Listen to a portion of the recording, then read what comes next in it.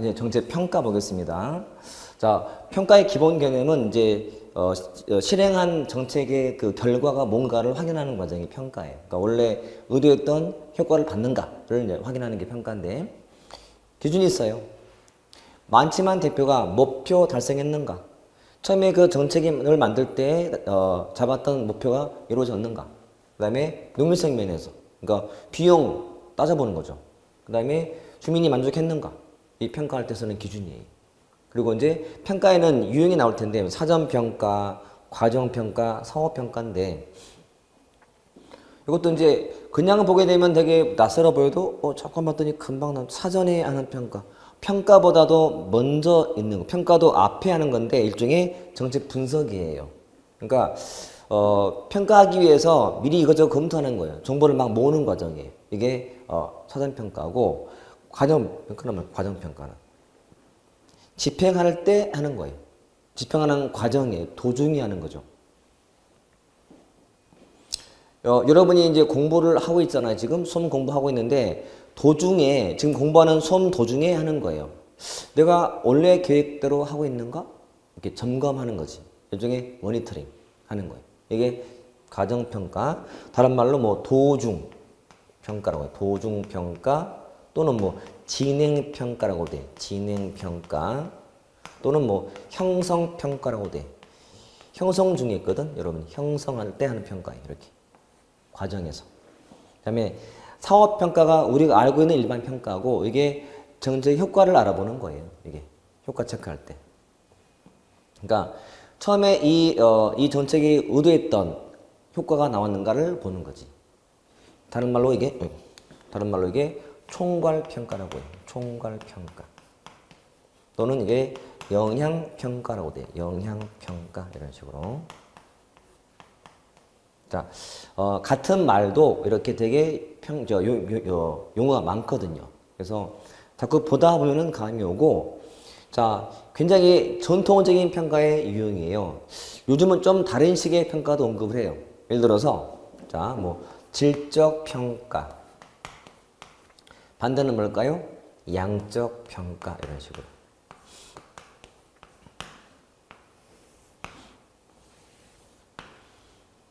자, 이런 경우는 우리 기본 교재는 없어요. 없는데, 보면, 자, 이것도 이제 느낌으로 풀 수 있다, 여러분. 질적, 양적.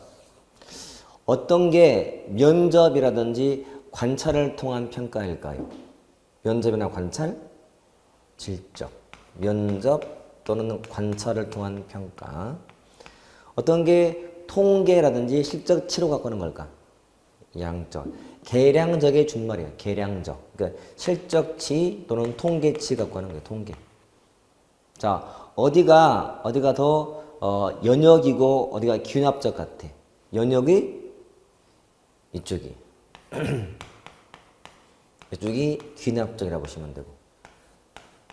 자, 원래 균합과 연역은 무슨 차이가 있나요? 균합은 출발이 사실부터 이론 만드는 방식이고 이론 처음부터 이론에서 사실을 푸는 방식이에요. 앞으로 공부하실 때 잘 들어요. 수리적이잖아요. 양적, 계량적, 수리적이죠. 다 이게 연역이라고 보시면 돼요. 처음부터 이렇다라고 딱 결론 낸 상태에서 설명하는 거예요. 이게 연역이야. 수리, 합리 모형, 계산적이죠. 연역이야. 그렇죠? 양적, 계량, 수리, 수치가 나오면 연역이다 보시면 돼요. 자, 둘 중에서 어디가 강성 자료고 어디가 연성 자료일까요? 자, 강성 자료, 연성 자료. 하드하냐, 소프트하냐? 어디가 강성 자료 같아요? 이쪽이지. 강성 자료, 앞은 연성 자료. 이런 식으로. 말 그대로 좀 부드러운 자료고 이러면 좀 단단한 자료예요. 강성 자료. 그만큼 견고하다 보시면 돼요. 견고하다. 여러분 면접이나 관찰은 그냥 보고 말로 하는 거라서 믿음이 덜 가요. 하지만 수치는 확실한 거거든. 확실하잖아요. 여러분이 부모님한테 용돈을 요구할 때 엄마 내가 다음 달부터 진짜 열심히 할게요. 성적 정말 많이 올릴게요 라고 용돈 좀 더 줘요. 이거 하고 엄마한테 성적을 가져갔어요. 자, 엄마 봐. 모의고사 전교 1등이야. 전국 1등. 자, 여기는 말이 많이 필요해, 안 필요해? 말이 안 필요해. 데이터가 보여주기 때문에. 이러면 말을 많이 해야 돼. 있잖아요. 부드러운 거지. 그러니까 이거는 말이 필요 없는데 딱 주고서 엄마 돈 끝. 알아주게 돼 있어요. 왜? 확실한 거니까요. 이게 양적 강성인 거지. 그러니까 시험은 이런 말을 이렇게 바꿔내요. 바꿔서 이렇게. 이게 요즘의 트렌드야. 트렌드. 이렇게. 그래서 시험 나올 때는 항상 처음, 이것도 이제 최근에 처음 등장한 거거든요. 처음 나왔지만은 보고 좀 감으로 풀 수 있어요. 제가 일부러 우리 수업 진행하는 중에서 우리 교재에 있는 것 말고도 언급을 몇 개 더 해요. 왜냐하면 책만 갖고 보는 사람하고 그다음에 이렇게 수업을 열심히 듣는 사람 간에 차이가 있어야 하잖아요. 그래야지. 그러니까 수업 때 들어야만 나가는 엑기스니 하나지, 이것도. 제가 항상 자꾸 소개할 거예요, 이렇게. 공부하는 분들은 항상 공부하는 데에 그러니까 의미를 있게 공부하셔야 돼요. 그러니까 내가 너보다 시간을 더 투자했으면 더 알아야 되거든. 그게 정확한 이치 아닌가? 수업을 듣는 사람, 안 듣는 사람, 공부를 한 자, 안 한 자가 똑같으면 무슨 의미야, 그게? 한 사람은 아무 의미가 없지. 항상 머릿속에 넣어놓으세요. 내가 너보다 더했다. 그러면 더 알고 있어야 돼요. 더한 사람이 덜한 사람보다 더 모르면 문제가 있는 거죠. 그건 공부할 필요가 없는 거예요. 여러분. 그래서 항상 그런 마음가짐이 필요해요.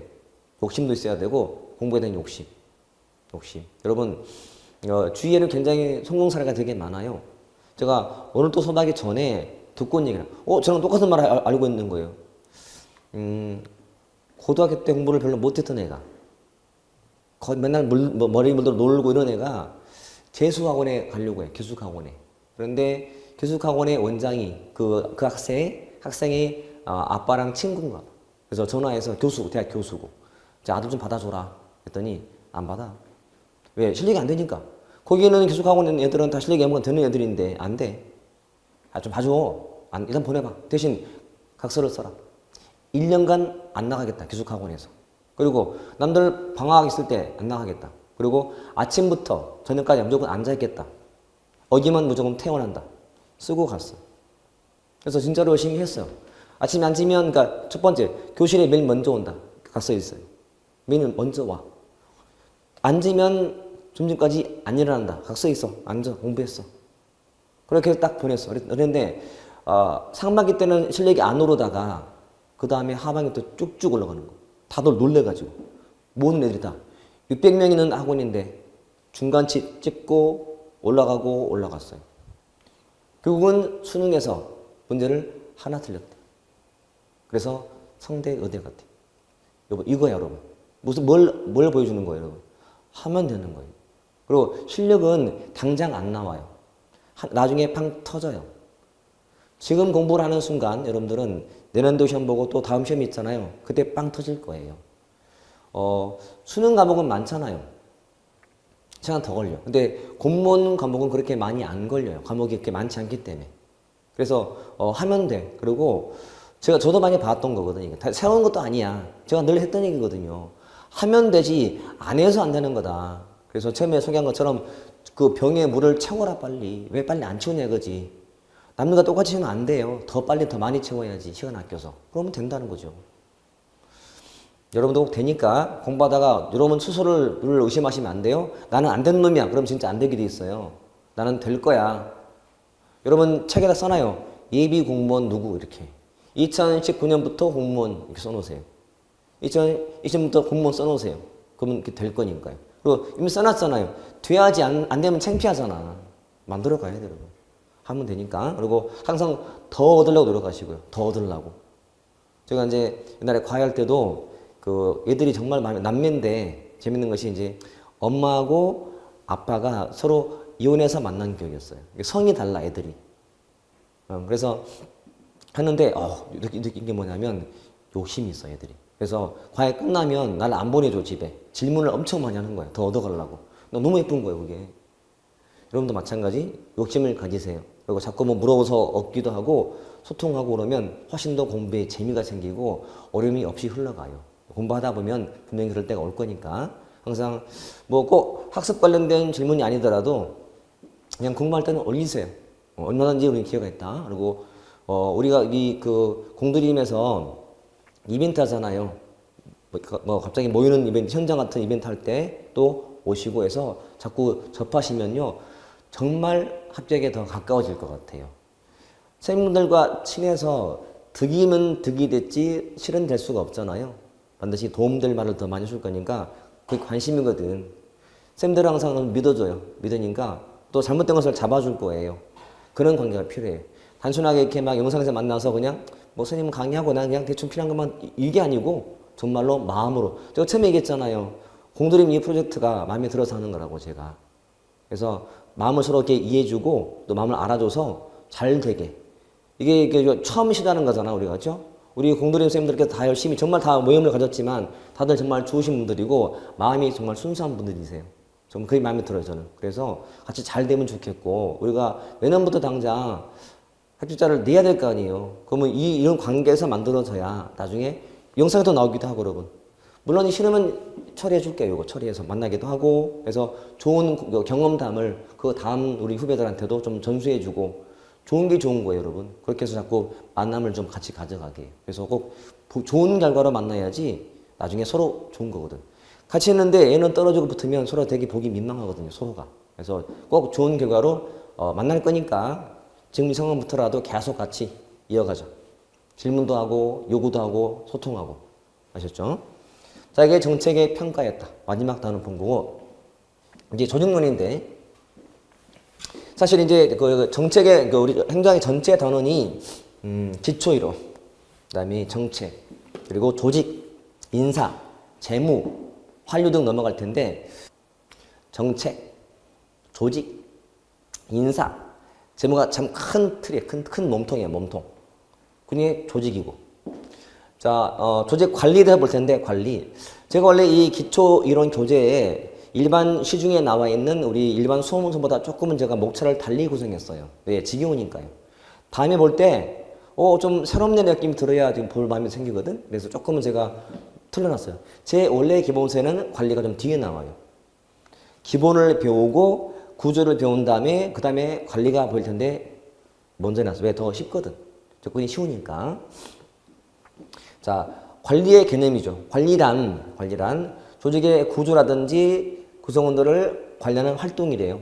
그러니까 어떻게 하면 동기를 좀 부여시켜주고 어떻게 하면 갈등을 풀어줄까 어떻게 하면 의사 전달을 잘하고 풀어줄까 이게 관리의 기본 내용이라고 보시면 돼. 그러면 조직론을 공부하니까 조직이 뭔지 알아야 될 거 아니야. 조직이란 기본 요소가 목표가 있다는 거. 모든 조직은 목표가 있어요. 반대로 목표가 없는 조직은 없다 보시면 돼요. 그리고 구조가 다를 거예요. 어떤 조직은 이런 구조를 띈 것도 있고 이게 무슨 구조인가요? 관료제 구조예요. 계층 구조고 이것은 탈관료제, 수평적 구조고 어떤 조직은 뭐 이런 마름모 구조가 있을 수 있고 굉장히 다양하다는 얘기지. 그리고 조직원이 있어야 돼요. 학문적으로 정의한다면 조직이란 목표 달성을 위해서 분업 체계를 갖춘 인적 결합체라고 말을 해요. 목표를 이루기 위해서 분업을 하고 있는 인적인 결합. 즉 조직은 적어도 2명 이상의 사람으로 만들어진 거예요. 그 2명은 업무가 달라. 분업. 그리고 목표가 있는 거예요. 이게 조직이다. 그리고 유기체. 자, 유기적이란 말 많이 써요. 오케이. 유기적이다, 유기체다. 유기체 그러면 또는 유기적에도 좀 다가올라나? 유기적? 좀 부분 하나 느낌이 드나요? 아니면 전체 느낌이 드나요? 유기체 그러면 유기적, 유기체. 그렇지. 전체의 느낌이 나야 돼. 전체. 우리 사회는 굉장히 유기적이에요. 좀 감이 왔나? 우리 사회는 굉장히 유기적이다. 유기체예요. 의사가 있어야 돼. 병을 고치는. 뭐 변호사가 필요해. 공무원도 필요해. 공무원 중에도 경찰이 필요하고 군대가 필요하고 그죠? 다 이게 유기적이야. 미원도 있어야 되고 담배 파는 사람, 물건 만드는 사람 다 이게 유기적인 곳이에요. 감이 좀 와야 돼. 전체. 서로가 다 제 역할을 하고 있어야 전체가 잘 돌아가는 그런 체제. 이게 유기체. 우리 몸도 유기체고 유기적이죠. 우리 몸 안에 있는 거 어때요? 심장, 간, 쓸개, 허파, 대장, 정맥, 소맥. 어때요? 유기적이라는 느낌 들어. 다 기능을 하고 있어요. 하나가라도 잘못되면 전체에 큰 무리가 올 정도로 전체적으로 이렇게 묶여있다 보시면 돼요. 심장이 힘들어서 10분 쉬겠대. 죽어. 유기적인 거거든. 심장이 피를 보내줘야 될 거 아니에요. 그치? 조직은 굉장히 유기적인 것이야. 거기는 구성원들이 다 역할이 있어요. 역할을 해야 돌아가. 그쵸? 어떤 정부도 마찬가지요. 다 유기적인 거죠. 우리도 이 공들인만 해도 앞에서 강의하는 분 계시고 촬영하는 사람 계시고 편집하는 사람 계시고 자료 올리고 뭐 질문에 답 달아주고 직도하고 다 있거든. 다 일종의 스태프들. 다 이게 유기적인 의미지 이게. 이게 조직의 기본 특징이라고 보시면 돼. 됐죠? 조직이다. 조직이다. 그 다음에 자 조직의 목표가 있다 했죠. 목표. 자 목표는 당연히 가만히 있는 게 아니라 변하기도 해요. 그리고 목표를 이루기 위한 수단이 존재해. 수단이. 모든 조직은 목표가 있으면 이걸 달성하기 위한 수단을 찾는 거거든요. 근데 수단도 최적을 찾아야 될 거 아니에요. 그래서 가장 기본이 이게 연쇄라는 거. 목표와 수단은 연쇄가 됐다 보시면 돼. 근데 목표가 변하더라 이거지. 자, 변하는 방식이 몇 개 있어요. 첫 번째, 목표의 전환, 목표의 승계, 목표의 확대. 목표의 전환은 우리가 앞에서 제가 언급한 적이 있었어요. 우리가 행정 가치 할 때, 합법성 할 때 나와. 자, 목표의 전환. 자, 단어로 풀어보자. 무슨 말이죠? 목표의 전환은 목표가 바뀌었다. 뭐랑은 바뀌었을까요? 목표와 수단이 바뀐 거예요. 자, 목표가 더 위에 있는 거잖아요. 상위 개념이고 수단이 아래 개념인데 중요한 목표보다도 좀 덜 중요한 너무 수단에 집착할 때 쓰는 말이 목표의 전환이에요. 즉 목표의 자리에 수단이 와 있는 거예요. 이게 앞에 했던 다른 말로 동조과잉과 똑같아요. 동조과잉 또는 과잉동조. 지나치게 동조한다는 거지. 규칙과 절차에 대한 지나친 집착. 이게 동조과잉이에요. 자, 너무 한다. 동조가. over conformity. 너무 동조하더라. 뜻이 너무 동조한다. 제가 앞에 들었던 사례 중에 응급실이 기억나나 보다. 응급실의 목표가 뭐죠? 응급 환자를 빨리 치료하는 곳이에요. 근데 거기에 환자를 데려갔더니 수독 절차만 따지고 있어. 너무해. 수술 안 들어가는 거예요. 수독 밟아오세요. 안 그러면 안 할 거예요. 너무 급한 게 지금 목숨인데 그 목표는 나 몰라 하고 절차만 따지는 중이에요. 목표의 전환이라고 불러요. 목표의 전환. 자, 다른 말로 목표의 대치, 목표의 전가, 목표의 왜곡이라고도 불러요. 이렇게 참 다양한 말이 있다. 이게 목표의 변화 내용들. 목표의 대치, 전가, 왜곡이라고 한다. 바뀌었다. 됐죠?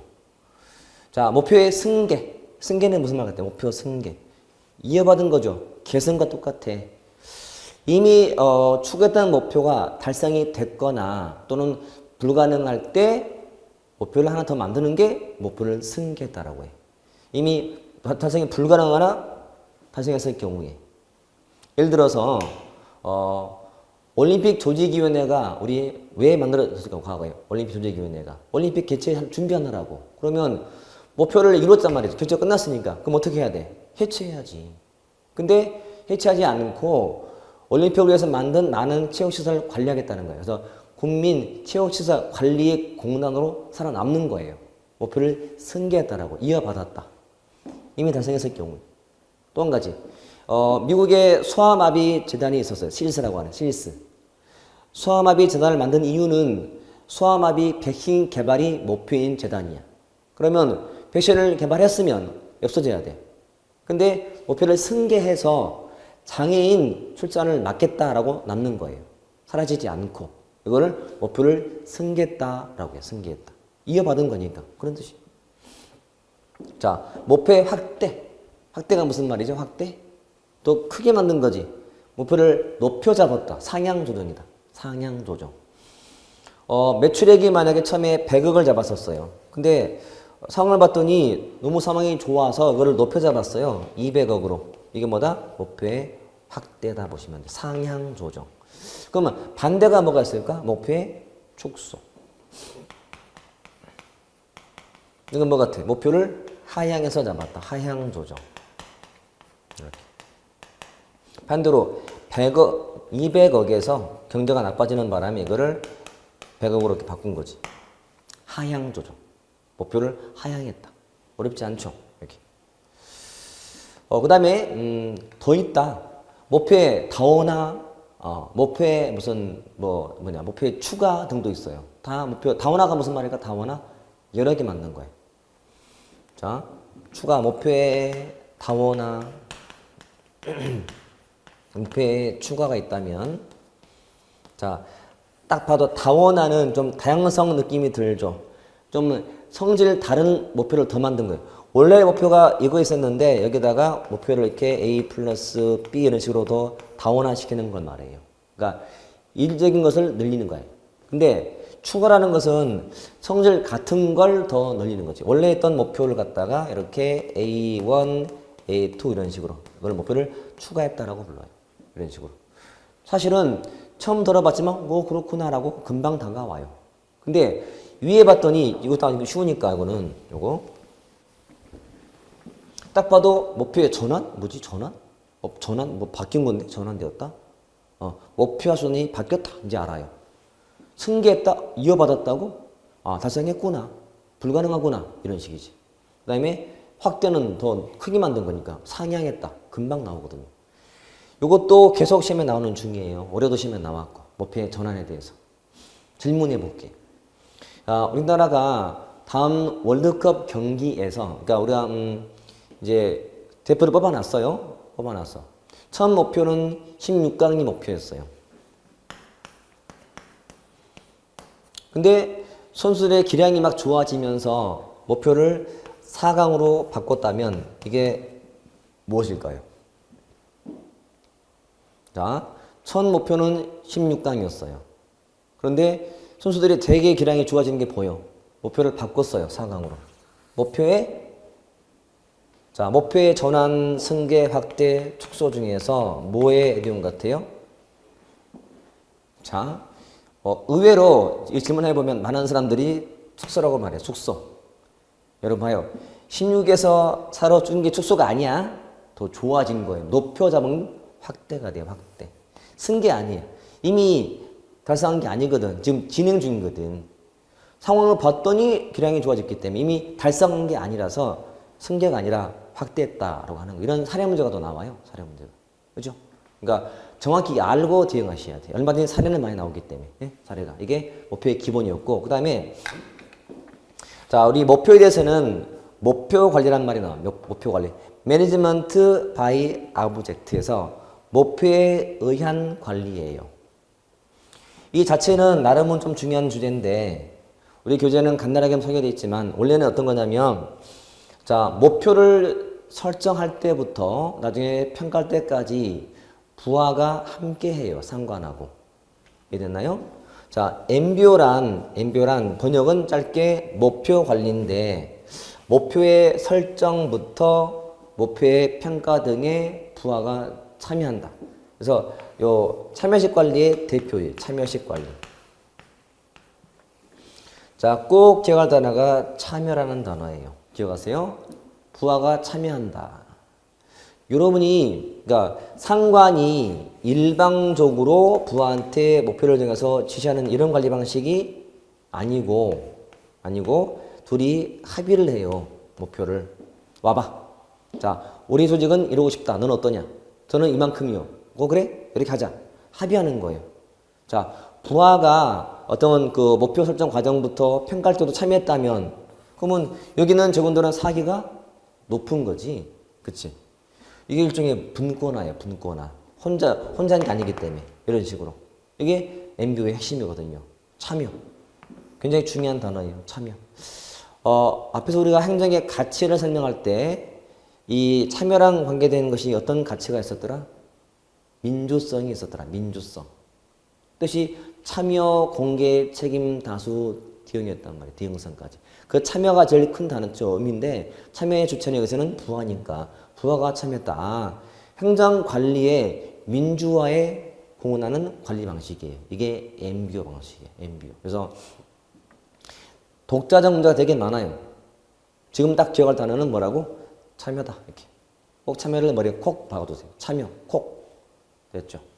자, 이게 이제 MBO의 목표 관련된 내용이었어요. 자, 조직은 당연히 환경과 관계되어 있죠? 특히 여러분, 현대라는 것은 환경과 무관할 수가 없어요. 환경은 절대 막 특이한 게 아니고 정치적 환경, 경제, 기술, 문화 다 환경이란 말이지. 재밌는 말이지. 조직이 먼저냐, 환경이 먼저냐. 닭이 먼저야, 아니면 계란이, 알이 먼저야. 그건 똑같은 거예요. 어떻게 보면 조직이 있으니까 있고, 뭐 이건 답이 없어요. 그냥 어차피 현실은 같이 있는 거예요. 자, 개방체제, 폐쇄체제. 개방체제가 뭘까? 오픈됐다. 조직이 있으면 조직에 외부 환경 요소가 투입이 돼. 그리고 이게 전환돼서 산출로 나가. 다시 환류가 되는 거죠. 이게 개방된 체제의 그림이에요. 즉 외부 요소가 들어왔다가 다시 뭐가 나가고 또 들어오는 과정이 반복될 때 개방된 체제라 불러요. 오픈 시스템. 폐쇄는 뭘까요? 폐쇄는 밖의 환경이 안으로 못 들어가네, 못 나가네, 미는 거 이게 폐쇄 체제의 뜻이다. 주의사항은 폐쇄 체제라 해서 환경이 존재하지 않는 건 아니에요. 존재하는데 단지 관심사항에 조직과 환경 관계를 중시하냐 안 하냐 차이가 있는 거예요. 그러니까 환경을 받아들여서 반응을 해서 내보내고 환경에 다시 들어오는 과정은 개방된 체제이고, 폐쇄란 외부 요소가 투입이 안 될 뜻은 말이라고 보시면 돼요. 환경은 존재하지만 연구의 관점이 안에만 있어, 안에만. 환경과의 관계가 아니고. 이게 폐쇄라고 보시면 돼요. 폐쇄. 근데 현대는 당연히 개방된 체제에서 연구하는 거예요. 우리 행정이라는 것이 행정도 하나의 체제인데 행정이 환경과 문 닫고 뭐 해요? 아니잖아. 받아들이잖아요. 이거를 받아들여서 정책을 만드는 과정이 있잖아요. 그러니까 당연히 개방된 체제인 거지. 그죠? 그리고 당연히 조직은 적응해 가면서 해야 돼, 환경에. 요구사항 있으면 거기 응답해주고. 이게 가장 기본 논리란 말이죠. 원래 이제 이 환경에서는 나름은 좀 의미 있는 말이 좀 어려운 게 뒤에 나와요. 다음에 나올 거야. 지금은 없지만. 그래서 하나만 제가 추가한다면 이런 환경에 대한 조직의 대응 전략이 있어요. 대응 전략 중에서 이런 말이 나와요. 자, 적응적 흡수. 자, 이런 말 써요. 적응적 흡수. 흡수. 조직의 중요한 자리에 외부 인사를 데리고 오는 거예요. 흡수를 해요. 적응적 흡수. 한마디로 외부 인사 영입 뜻이야. 외부 인사 영입. 우리 김현장이라는 큰 대형 로펌에서 공정거래위원회의 위원장 출신을 데리고 와. 이게 적응적 흡수의 한 사례가 돼요. 그 사람이 이제 공정거래위원회 관련된 업무할 때 자문하거나 아니면 대회관, 그 공무원 만나서 이렇게 서로 이야기하는 역할을 하는 거예요. 중요한 자리에 외부 인사를 데려온 거지. 이게 적응적 흡수. 그러니까 조직이 환경에 대응하기 위해서 만드는 전략의 가장 기본이 인사를 영입하는 거예요. 이게 적응적 흡수라고 불러요. 시험에서 되게 많이 나왔던 용어예요. 그러니까 환경에 적응하기 위해서 흡수했다는 거지. 뭐를? 인사를. 그렇게 하시면 돼. 별거 없어요. 적응적 흡수. 이렇게. 이제 더 어려운 것이 소위 말하는 거시 조직 이론이 있어요. 그게 좀 어려워요. 지금 따로 없지만. 자, 거시 조직 이론. 제목아에 다음에 심화 수업할 때 제가 자세히 쉽게 제가 해드릴 거예요. 그것도 정말 편하게 공부하는 방식이 있거든요. 어렵지만. 아주 재미있는 암기법이 있어요. 나중에 좀 기대하시면 돼요. 자, 조직 이론이 있는데, 이론. 자, 항상 이렇게 입에다 발라둘게요. 고전, 신고전, 현대라고. 고전, 신고전, 현대 이렇게. 가장 크게는 고전과 현대예요. 넓은 의미의 고전기 개념이고 이건 현대 개념이에요. 현대. 질문해 볼게요. 고전과 현대 중에서 어디가 개방체제일까요? 현대. 그렇지. 기본 특징이 여러분. 그러니까 옛날에는 환경에 대한 관심이 별로 없는 시대. 그냥 내부의 관리만 관심이 있지 조직과 환경 관계에 대해서는 별로 큰 관심이 없는 시대라서 폐쇄로 봐요. 둘의 기본 특징이에요. 그리고 현대에 와서 개방된 체제를 전제하고 개방된 환경과의 상호작용을 중시하는 시대가 오는 거예요. 이게 현대 이론으로 보시면 돼요. 자, 이용 몇 개 보자면 고전기 때. 자, 고전적 조직이론 대표가 앞에 언급되었던 과학적 관리론이에요. 자, 과학적 관리론. 자, 이때 주요 내용이 뭐냐면, 자, 여러분, 옛날 시대에는 분업을 중시했고, 분업이 곧 구조예요, 구조. 구조. 분업. 업무를 나눠놨죠. 이건 네 거고, 이건 네 거다. 이거 해야 된다. 이게 공식적인 구조예요. 공식 역할 같은 거? 분업. 그리고 계층제를 띄고 있어요. 분업과 계층제를 띈 게 뭐지? 관료제예요. 이거는 뭐라 불러요? 분업. 이거는 계층을 띄고 있는 이거죠. 자, 대규모 계층 구조, 계층 조직이 관료제의 뜻이거든요. 그래서 고전적 조직이론의 대표가 과학적 관료론 플러스 관료제론도 있어요. 관료제론. 이것도 고전적 조직이론이에요. 기억하세요? 옛날 그러면 이런 분업이 되어 있고 계층이 나 있다는 뜻이에요. 고전기 때. 이렇게 고전기 때. 그리고 통설 범위도 나름은 관심이 있어요. 이게 옛날식 조직 관리에서 필요한 원리거든요. 통설 범위. 통설 범위라는 것은 상관이 몇 사람의 부하를 통솔하는 게 좋은가 그 범위를 말해요. 한 사람의 상관이 뭐 한 명의 부하를 통솔할지 2명 할지 10명 할지는 그때그때 다르겠죠. 상황에 따라서. 그렇죠? 부하가 유능해. 그러면 여러 사람을 통솔할 수가 있어요. 근데 부하가 좀 미숙해. 그러면 여럿을 할 수가 없어요. 이런 식으로. 그렇지? 통솔 범위. 말 그대로 통솔할 범위. 부하를 다스리고 다루는 범위. 이게 통솔 범위거든요. 자, 신고전기 와서는 대표 이론이 인간관계론인데 앞에 있어서 인간관계를 중시해. 인간관계. 일단은 자, 사회적인 능력, 사람의 관계를 다루는 능력을 중시하는 시대였어요. 자, 고전 쪽에는 자, 과학적 관리론. 참고로 고전적인 인간은 합리적 인간이었어. 합리적 경제인. 자, 이때 기본 인간관은 자, 합리적 자, 경제인이었다면 한마디로 뭘 좋아하는 사람이다. 돈을 좋아해, 돈. 계산적이죠? 경제적이죠? 다 돈을 좋아해. 그러니까 사람을 관련해서는 방식이 보상 같은 돈이야, 돈. 근데 신고전기 와서 본 인간 관계론은요, 사람이 어떤 사람이냐면 사회적 인간이에요. 사회적 인간. 사회인간. 사람이 고립된 인간이 아니고 사회에서 어울리고 내 말을 상대방이 반응하고 이런 인간으로 봐. 이게 신고전기 때 인간 관계를 중시해.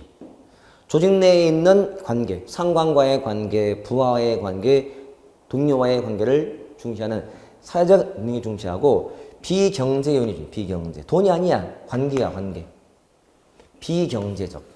여러분 경제 요인. 늘 비교해야 돼요. 고전, 신고전 이렇게. 여러분이 그 공문대에서 들어갔더니 내 기대했던 것보다도 월급이 많네? 그러면 동기가 되는 것은 이쪽 인간인 거지. 월급은 내가 처음부터 기대 안 했어. 근데 갔더니 상관이 참 마음에 들어요. 나 인정해주고 그 다음에 나도 잘 이해해주고 또 동료가 참 마음에 들어요. 마음이 잘 맞아요. 일할 마음이 막 솟구쳐요. 이런 인간. 이게 사회적 인간이에요. 돈이 아니고 비경제적 요인. 이런 중요한 거지. 또 이런 것들. 조직 안에 있는 집단이 있어요. 비공식 집단. 우리가 뭐 동호회 같은 거. 자, 조직 안에 있는 동호회가 만약에 축구회가 있다. 또는 등산 모임이 있다. 거기에 내가 가입했어요. 어차피 우리 동료들이야. 거기 안에는 상관도 있고 부하도 있고 막 다 있어. 되게 막 분위기 좋아.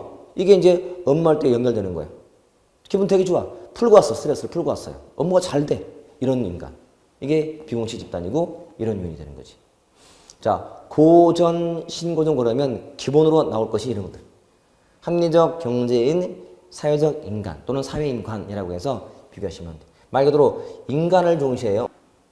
인간. 이런 식으로. 돈을 중시해요.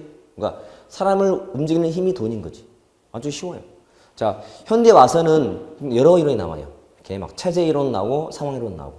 적어도 상황, 체제, 다 개방 체제를 딱 전제한 단어라 보시면 개방된 체제, 개방 체제.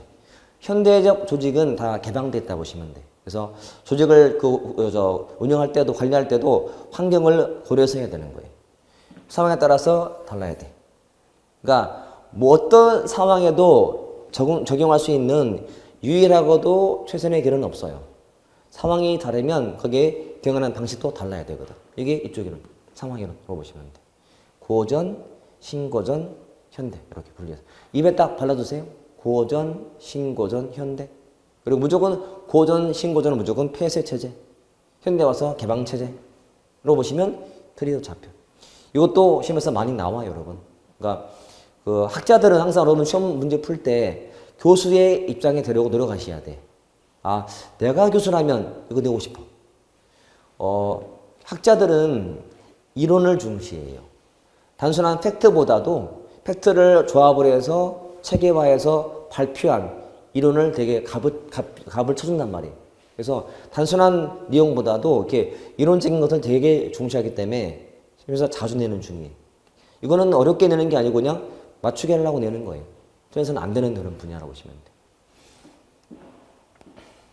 돼요. 자, 이제 조직의 구조를 볼 텐데, 구조.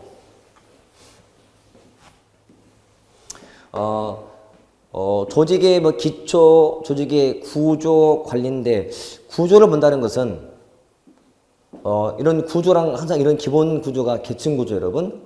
관료제. 예. 이런 구조를 이루는 3대 요소가 있어요. 그게 역할, 지위, 권력이에요. 역할, 지위, 권력. 자, 평소에 듣는 말인데 이게 그렇게 막 내용상 막 다가오진 않아요. 역할 그럼 뭐지? 역할. 영어로 롤인데 롤. 자, 그 사람한테 기대되는 게 있어요. 이 사람 이거 할 것이야. 이게 역할이야. 역할. 지위는 높고 낮음이에요. 지위란 상대방과의 관계에서의 높고 낮음을 의미하는 단어가 지위고, 권력이라는 것은 힘이잖아, 파워. 그래서 의사랑 관계없이 뭔가를 강제할 수 있는 힘이에요. 강제하는 힘. 이게 권력이라 불러요. 권력. 응? 권력이다. 자, 기본으로 참고하시면 돼요. 그래서 역할, 지위, 권력. 조직구조의 구성 요소라고 보시면 돼요. 요소. 자, 규모가 있는데, 규모란 크고 작고인데, 자, 저 조직은 규모가 크다라고 할 때 뭘로 판단할 수 있나요? 규모의 크고 작음은. 그 조직의 뭐 구성원 수, 매출액 같은 거, 예산 규모, 이거로 파악할 수 있어요. 규모. 끝. 자, 권력 면에서 직권인지 아니면 분권인지. 기본 뜻은 이게 의사결정 권한이 혼자한테 있는 거고, 여러분 여러분한테 나눠져 있는 거고. 의사결정 권한의 집중도예요. 이해됐나요? 의사결정 권한이 한 곳에 집중됐으면 집권, 여럿이 분산됐다면 분권이라고 불러요. 집권, 분권 차이 이렇게. 됐죠? 자, 이런 말이 나와요. 집권화 촉진 요인, 분권화 촉진 요인 이런 식으로 언급해서 시험에 나올 때가 있는데, 자, 어떤 상황이 지금 집권화를 촉진하고 어떤 상황이 분권화를 촉진할 것인가는 다 쉬운데 주의사항이 한두 개 있어요. 일단 쉬운 것부터 보자면, 자, 위기 상황은 집권화를 촉진할까요? 분권화를 촉진할까요? 위기라면 당연히 집권이에요. 위기인데 같이 할 수 있는 시간이 없거든. 누군가 혼자 해야지. 이렇게. 구성원들의 사기를 좀 높이고 싶다면 뭐가 필요해요? 분권이 필요하겠지. 사기와 관계돼서 사기. 행동의 통일이 필요할 때는 집권. 당연한 거, 여러분. 당연한 거. 그 조직이 굉장히 권위적인 조직이다. 집권이. 민주적이다. 분권이. 지금 얘기 있잖아요. 다 쉽다고. 주의사항이 하나 있다고. 한두 개 있다고. 그러면 자, 소규모 신생 조직은 뭐 촉진할 것 같아요? 소규모 신설 조직은 집권이. 소규모 신설 조직은 집권 촉진. 그러면 반대말. 대규모의 역사가 긴 조직은 그런 분권화 촉진이. 이게 제일 중요해요. 기억하세요? 규모가 크면 이미 복잡할 대로 복잡한 거예요. 혼자 못해. 고난을 줄 때가 된 거예요. 분권화 촉진하는 거. 촉진. 요거. 시험에서 제가 볼 때는 한 95%가 이 내용이에요. 그러니까 규모가 크다면 그런 분권화가 돼야 한다. 촉진하는 요인이기 때문에. 요거 봐두시고. 그 다음에 복잡성이 있다. 복잡하다는 것은 개념상은 분화의 정도를 말해요. 분화의 정도. 얼마만큼 나눠 놓았는가. 분화의 정도. 분화. 종류가 수평적 분화, 수직적 분화, 공간적 분화라고 해요. 잘 듣고, 자, 지금 이것도 나누고 있잖아? 이 분화는 수직적 분화일까요? 수평적 분화일까요? 수평적 분화예요. 이게 뭘까? 이게 수직적 분화예요. 절대 헷갈리면 안 돼요, 여러분. 지금 제가 그리는 이거는 수평이에요, 수직이에요? 수평이에요, 분명히. 이게 수직이고. 근데 의미가 달라요. 자, 수평적 분화라는 것은 분업이야, 분업. 그러니까 이렇게 나누는 게 분업이거든요. 그러니까 나누는 이유가 좌우 업무를 나누는 거예요. 이게 수평적 분화라 부르고, 수직은 계층을 만드는 거예요, 계층을. 계층을 나누는 게 수직적 분화인 거예요. 위아래 나눌 때가 수직, 좌우는 수평으로 보시면 돼. 그러니까 그림과 헷갈리기 때문에 많은 사람이 헷갈려하거든. 그게 아님을 주의하셔야 돼. 공간은 다른 말로 장소적 분화야, 장소. 그러니까 여기저기 놓는 거예요.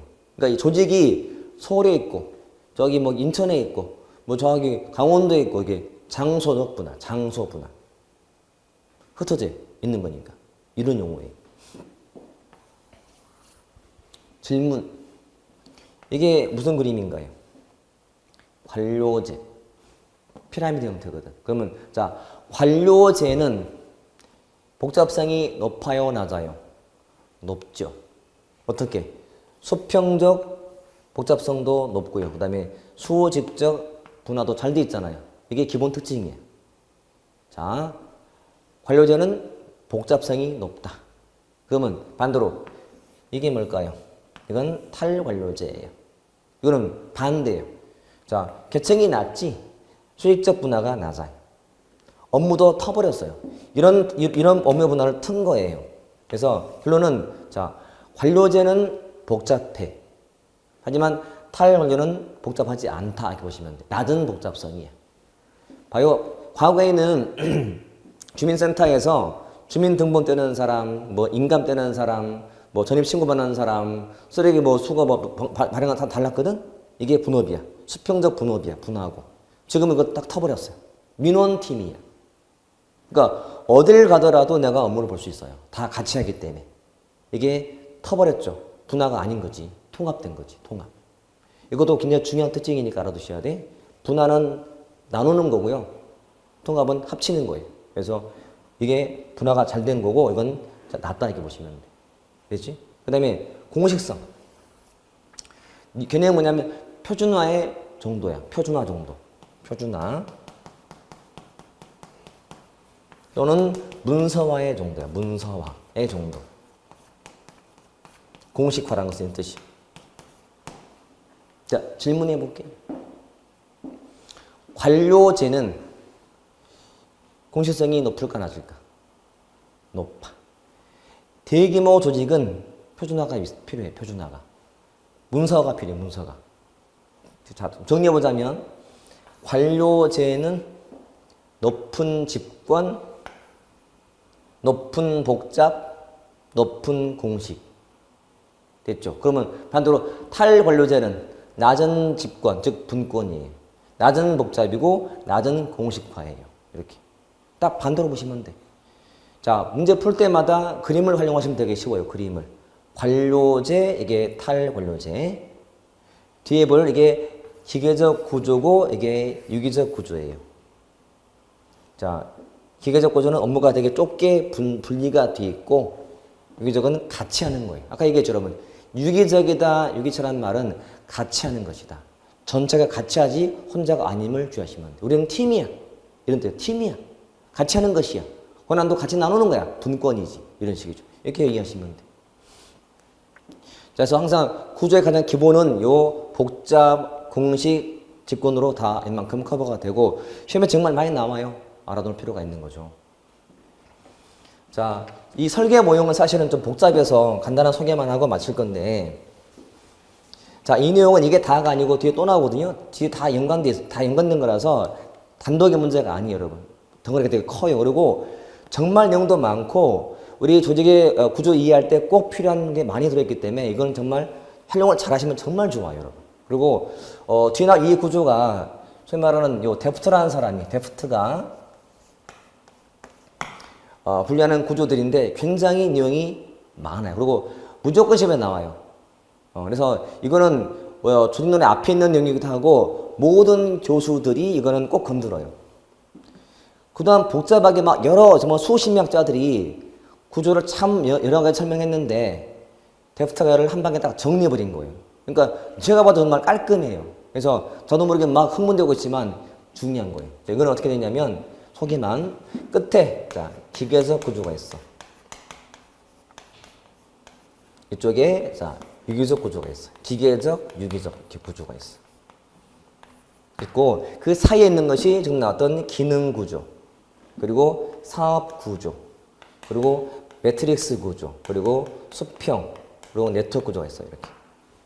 자 끝에 기계적, 유기적.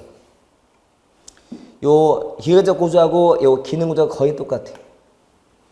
둘은 이렇게 생겼어. 이게 기계적 구조. 이게 뭐예요? 관료제랑 동의어야 거의 내용상. 그리고 유기적은 이런 구조. 이게 뭐예요? 이게 탈관료제랑 똑같아. 그러면 그 말은 자 요리 갈수록 환경에 대한 적응력이 높을까 낮을까? 높아요. 적응력이 떨어지고 대신 예측성이 높아요. 기계적 기계. 안정성이 높아. 안정성, 예측 가능성. 이놈은 대응성이 높아요. 자, 요거 일단 암기해 둘게요. 다음 시간을 대비해서 기삼의 순회 이렇게 기삼의 순회 정말 유익할 거야. 기삼의 순회. 자, 7급 문제. 다음 조직 구조 중 환경 적응력이 높은 것부터 낮은 순서로 나열하시오. 그러니까 기삼의 순회 반대지. 점점 높아지는 거니까. 그러니까 처음에 나올 것은 네트워크가 나와야지. 높은 것 찾는 거니까. 그러니까 내수, 매사, 기가 나왔던 거지. 그리고 다음에 하겠지만 매트리스는 기능 구조하고 사업을 더한 구조야. 이게 기삼이야. 기삼의 복합된 구조거든. 매트릭스 이렇게. 그러니까 이거는 같이 봐야 되거든. 그래서 아무튼 어마어마하게 중요하고요. 매 시험마다 나오는 매 시험마다. 그러니까 저도 모르게 정말 너무 중요해서 막 소리 막. 이거는 내용도 되게 많고요. 자료도 되게 많은데 제가 설명하고 있는 기본 틀을 설명했지만 사실은 나중에는 더 자세히 보셔야 돼. 무궁무진한 분야예요. 시험에 나올 만한 것이 되게 많다. 이렇게 보시면 돼. 자, 오늘은 제가 조직 정책론을 마무리했고요. 그다음에 조직에서는 이제 이런 구조 설명할 거고 뒤에 나온 것들이 그렇게 내용이 많지는 않을 거예요. 그래서 일단은 조직론 가볍게 끝낼 수 있고 그다음에 그 다음에 인사 가면 내용이 많고요. 사실 제일 쉬워요. 내용은 많지만 쉬워요. 쉬워서 접근이 쉬울 거고요. 제가 가능하면 많은 분들이 어려워하는 재무 쪽을 조금 더 시간을 많이 할애해서 좀 많이 하려고 해요. 그래서 앞에는 좀 짧게 마무리하고 제가 재무 가서 보고 뒤에 환류라든지 지방은 사실 큰 내용은 없어요. 우리가 준비한 기초 그 교재에서는. 그래서 제가 좀 더 포인트를 두고 할 부분은 재무니까 재무를 좀 많이 보는 거 그렇게 할게요. 자, 오늘은 마치고 다음 시간에 이어서 이거 마무리하고 인사로 넘어가겠습니다. 자, 수고했습니다.